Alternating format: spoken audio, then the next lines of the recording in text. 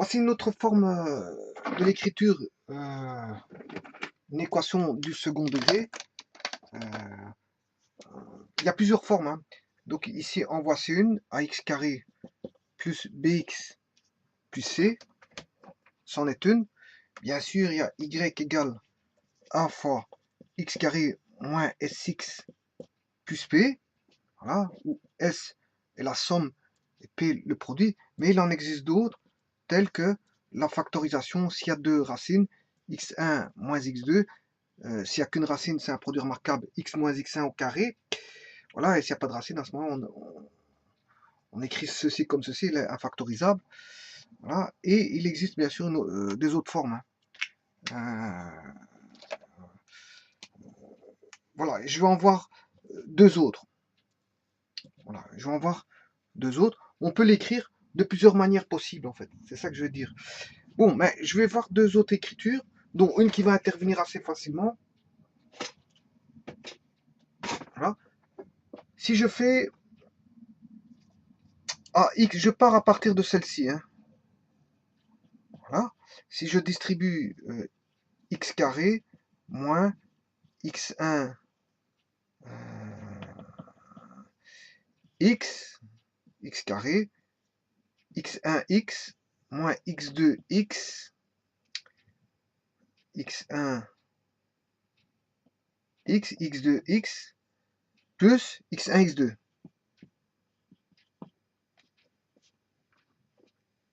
Ce qui veut dire qu'ici on a la somme qui est x1 plus x2 fois x plus le produit qui est x1 fois x2. Mais on sait bien que la somme c'est moins b sur a. La somme des racines, si on regarde bien la somme des racines, c'est x1 égale moins b plus racine delta sur 2a et x2 égale moins b moins racine delta sur 2a. Bon. Si je fais la somme x1 plus x2, j'ai moins b, ce qui fait moins 2b, plus racine delta moins racine delta, ça s'annule, hein, puisque c'est deux opposés, et on va retrouver, bien sûr, tout sur 2a. Donc, la somme vaut, bien, si je simplifie les deux, ben, il me reste moins b sur a. La somme vaut bien moins b sur a.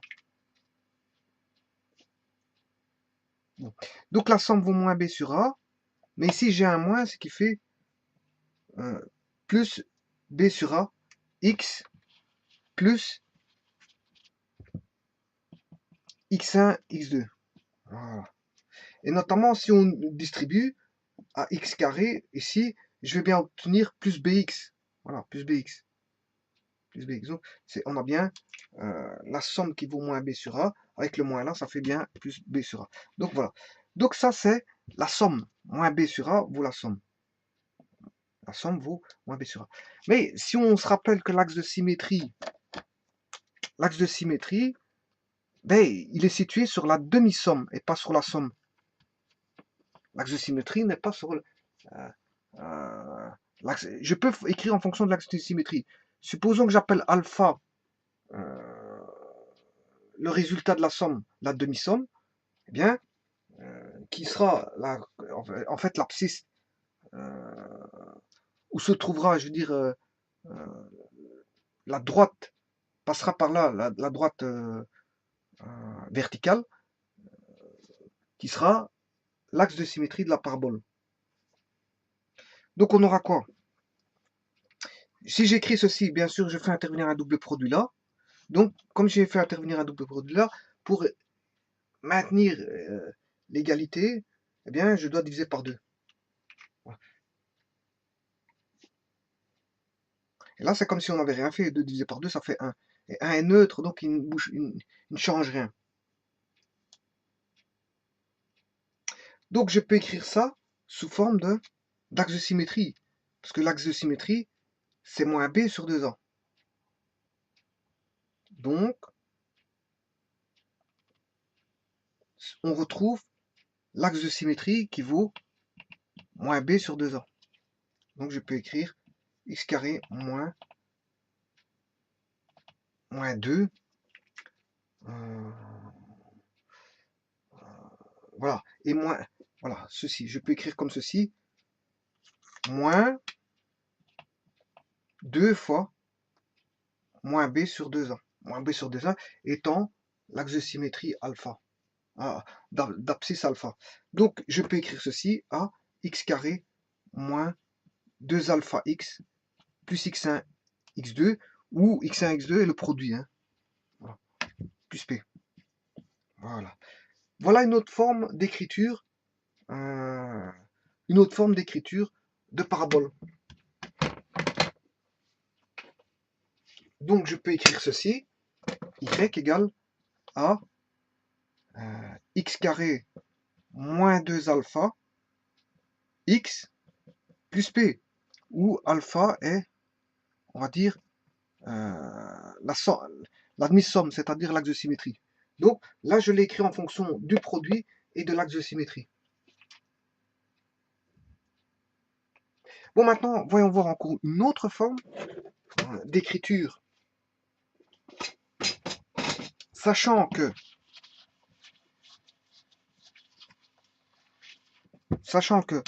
y égale à x carré moins, si je prends par rapport à l'axe de symétrie, moins 2 alpha plus p, voilà, je vais partir à partir d'ici pour trouver une nouvelle forme et on va retomber sur les fonctions usuelles. Les fonctions usuelles que vous connaissez très bien. Bon, on peut avoir la valeur absolue, on peut avoir la racine carrée, on peut avoir la racine cubique, on peut avoir le cube, on peut avoir le carré. Hein, je veux dire, il y a toute une famille de fonctions où on peut construire à partir de ces fonctions connues, on peut construire par des transformations du plan. Hein, des translations,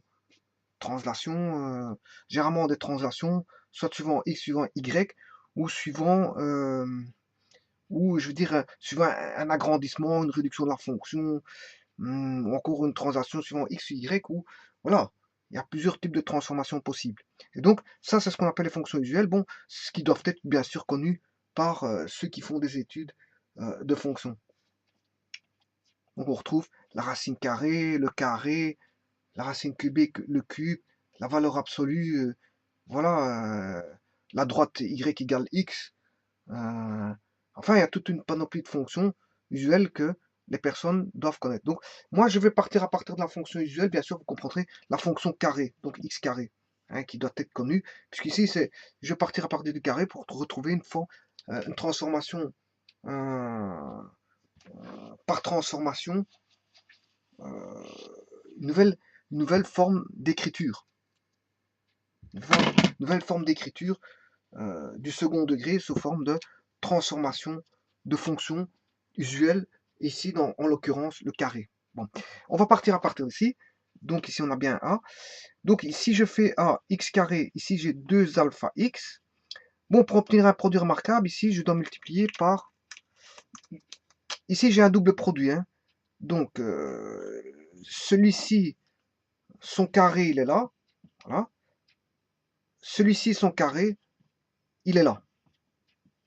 Voilà. J'ai introduit le carré de alpha qui n'était pas présent, donc je dois l'enlever, hein, puisqu'il n'était pas présent. Donc c'est un artifice de calcul pour faire apparaître, je veux dire, le alpha carré, qui n'était pas. Par contre, j'ai bien x carré. Hein, voilà. Et donc ça, ce produit remarquable là, bien sûr, il y a plus p. Hein, faut faire réintervenir plus p. Hein. Je n'écris ceci, l'écriture là, elle est là. Elle est là, jusque là.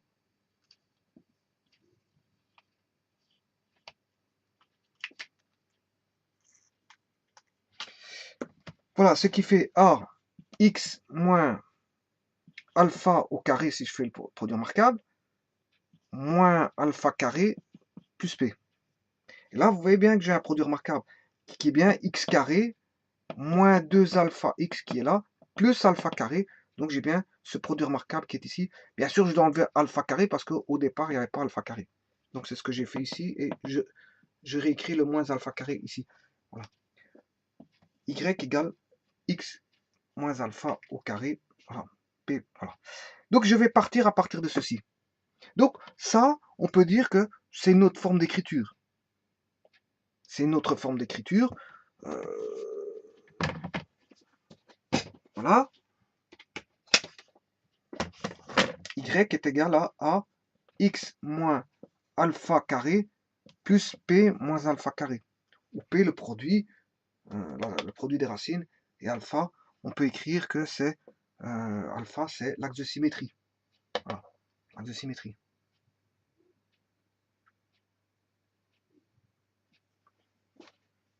Voilà, c'est une autre forme d'écriture. Donc, je vais partir encore à partir de celle-ci. Y égale à x moins alpha au carré plus p moins alpha carré. Voilà.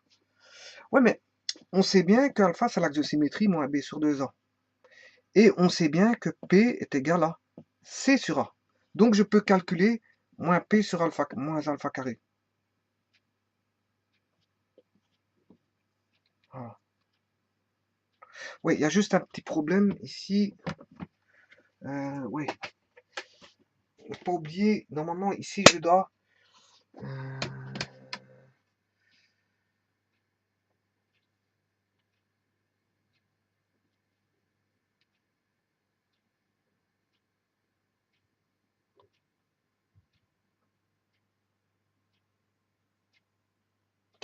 Oui, ici, attention que le A va être multiplié ici aussi. Hein. Le A, j'ai oublié d'enlever le A. Donc il faut enlever le A. Il faut mettre le A ici. Hein, quand je mets le A, parce que A va être multiplié par P, AX carré, AX carré, voilà, tout ceci est multiplié par A, donc le P aussi. Donc, fatalement, on n'a pas oublié d'enlever le A.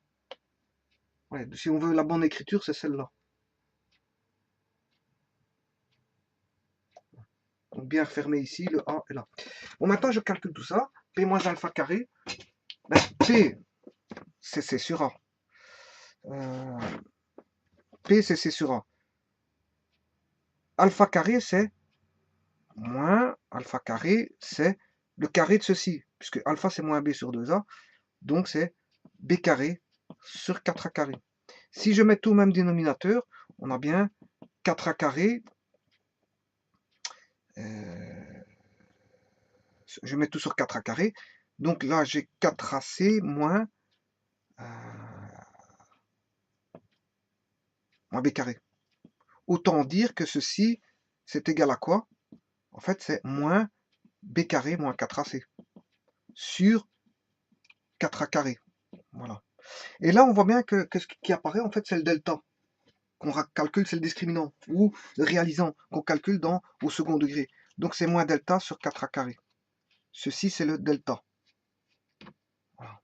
Donc, une autre forme d'écriture serait y égale à x moins alpha carré, bien sûr. Je réécris celle que j'avais auparavant, c'était celle-ci. Maintenant, je vais écrire que ceci, la nouvelle écriture, x moins alpha au carré, plus p moins alpha carré, on vient de voir que c'est moins delta sur 4a carré. Voilà. Ça, c'est en fonction du A et de delta. C'est une nouvelle écriture. On peut en écrire beaucoup. Hein. Il y a énormément d'écritures qu'on peut écrire. Bon, maintenant, si je multiplie tout par A, eh bien, on aura y égale x moins alpha au carré, plus, je distribue bien sûr le A avec celui-ci, et avec celui-là, on aura moins delta sur 4A. Or, moins delta sur 4A, qu'est-ce que c'est? En fait, moins delta sur 4A, je vais appeler ça bêta, qui est Y max, qui est, si vous voulez, c'est l'optimum. Soit si on a un minimum ou un maximum, c'est en fait l'ordonnée correspondant à l'optimum, c'est-à-dire au maximum, si c'est un maximum, ou un minimum, c'est Y optimum. Voilà. Bêta, c'est Y optimum. Donc, par exemple, si la parabole fait ça, ben, c'est le point Y ici, si vous voulez. C'est le point maximum s'il est maximum. Et si le second degré fait ceci, ben, on aura le Y min qui sera là. C'est pour ça que je marque Y optimum. On ne sait pas si c'est un maximum ou un minimum. Voilà, c'est Y optimum. C'est bêta. C'est bêta qui est Y, l'ordonnée l'ordonnée optimale. Et donc ça, je vais l'appeler bêta. Donc je peux écrire Y égale X moins alpha au carré plus bêta, où alpha vaut quoi? Alpha, c'est l'axe de symétrie, moins B sur 2A, et bêta, qui vaut moins delta sur 4A, qui est l'optimum. Ici, on aura, ce sera égal à un x1, et là, à un y1, si vous voulez. Voilà. Et la coordonnée x1, y1, ben, ce sera la coordonnée optimale. La coordonnée optimale. Là, on obtient l'axe de symétrie, mais en même temps d'avoir l'axe de symétrie, on a l'abscisse correspondant au maximum, puisque l'abscisse correspondant au maximum se trouve sur l'axe de symétrie. Et on aura en même temps bêta, si on calcule bêta. Donc voilà, donc ici, l'équation là est donnée sous forme de transformation de fonction. Donc en d'autres termes, qu'est-ce que c'est ça? Y égale a x moins alpha au carré plus bêta, en fait, n'est tout autre que une transformation usuelle de x carré. C'est-à-dire la fonction x carré, qui est comme ceci bien sûr, qui doit être connue. Si je décale, si je fais moins alpha, si alpha est positif, on aura moins alpha. Moins alpha, ça veut dire que la fonction va être décalée, translatée vers la droite de alpha unité. Si alpha est positif, comme on aura alpha positif moins alpha, on décale vers la droite de alpha unité. Maintenant, si alpha est négatif, vous comprendrez que du moins et du moins va donner du plus. Donc, comme on a du plus, on décale vers la gauche. Oui, parce que dans la transformation par rapport à x, c'est tout le contraire des opérations. Hein. Quand on fait un plus, en fait, on décale à gauche. Quand on fait un moins, on décale à droite.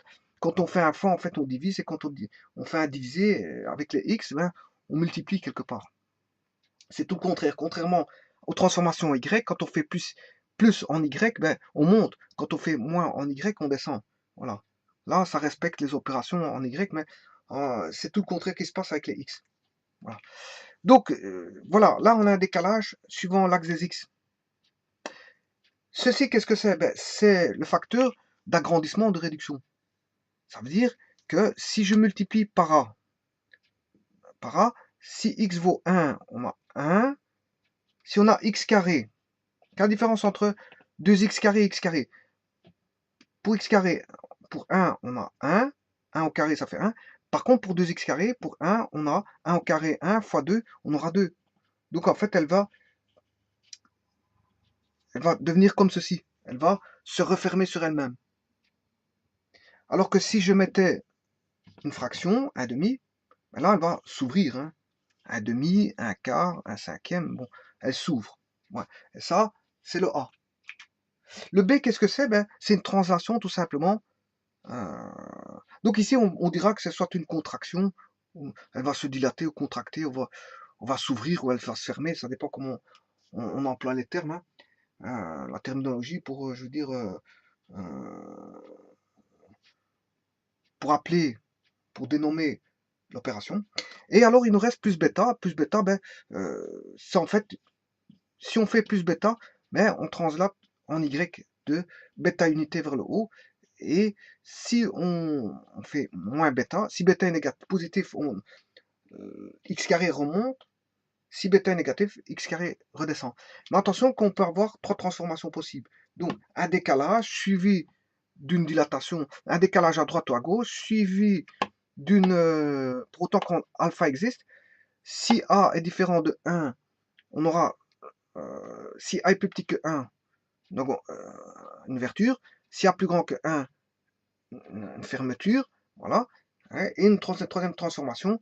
Une fois qu'on aura fait ces deux transformations, pour autant qu'alpha et A, alpha existe différent de 0 et que A différent de 1, eh bien, si on a ceci, eh bien, on a une troisième transformation. Si bêta existe, et si bêta est positif, tout va remonter au-dessus. Si bêta est négatif, tout redescend en dessous. Donc, on a une translation. Ça, ceci, c'est une translation droite-gauche, et ça, c'est une translation haut-bas. Donc, c'est, je veux dire, voilà, translation haut-bas, c'est une translation suivant l'axe des Y. Non. Et ça, c'est suivant l'axe des X.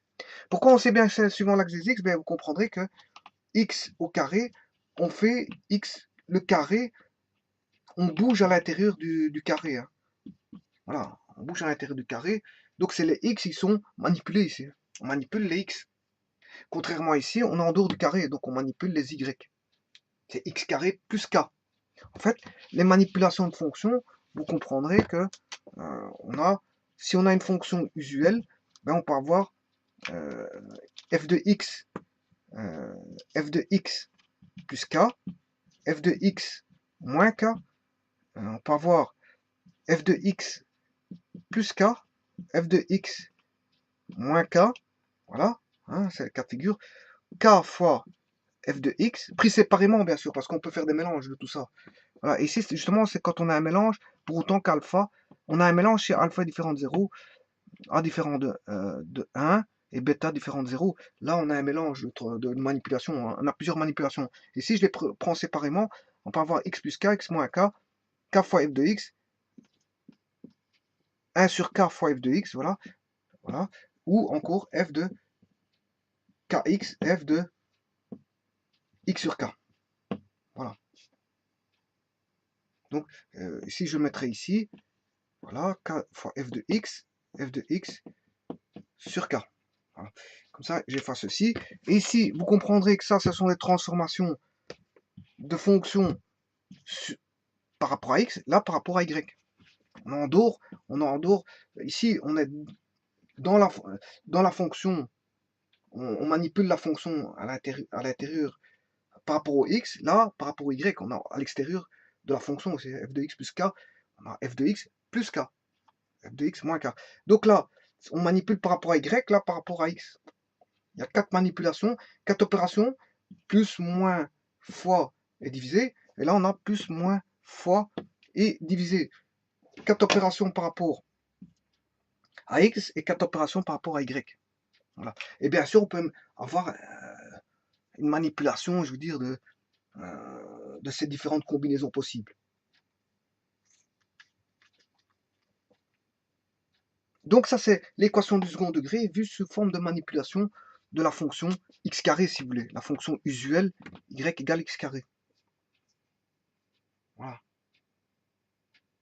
Où alpha, c'est l'axe de symétrie, et bêta vaut exactement l'optimum, la coordonnée y optimale.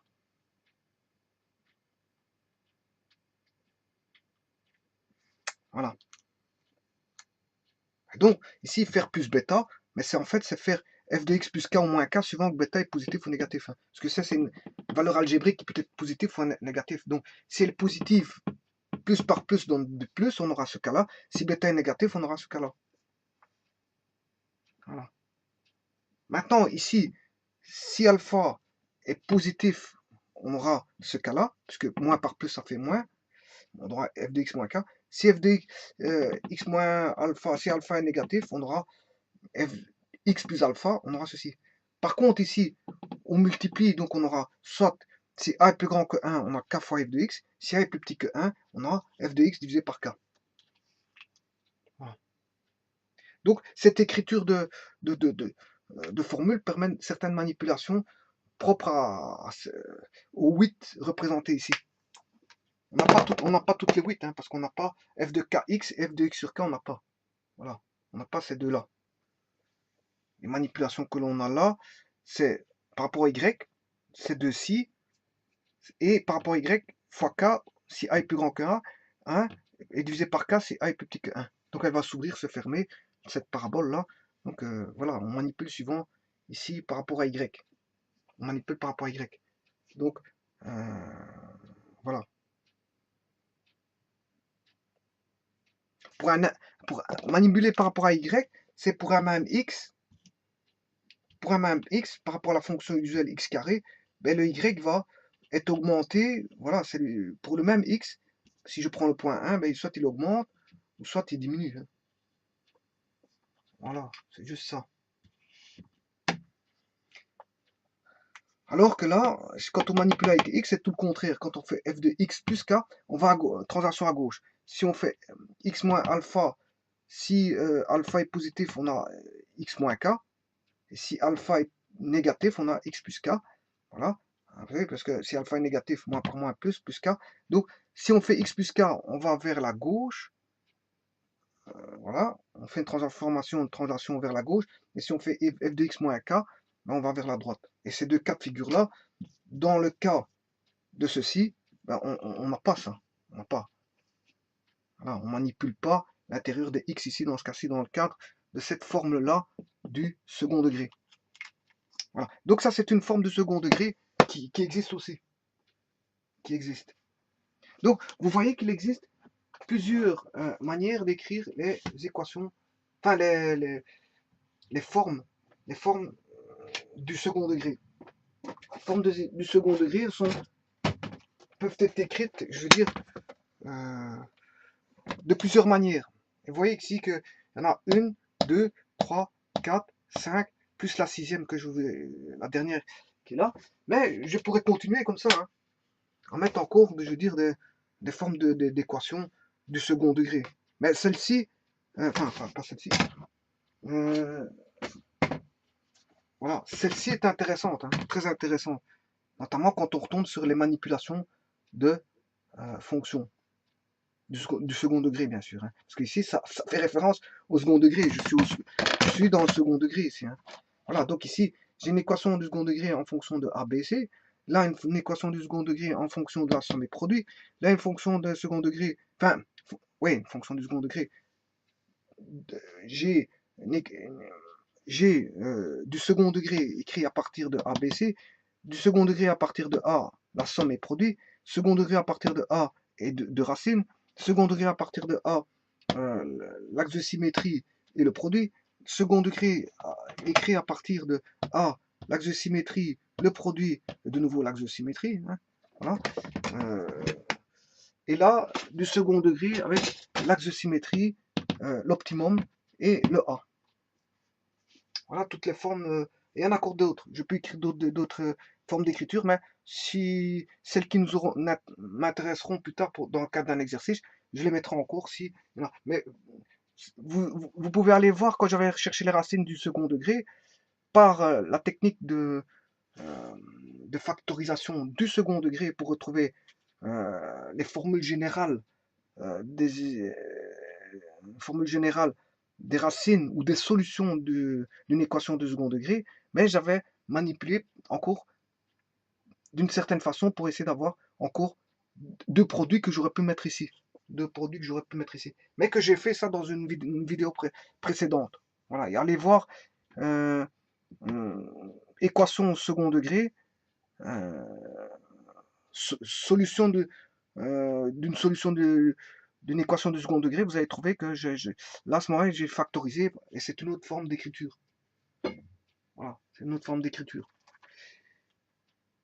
Voilà. Voilà, je vous remercie beaucoup.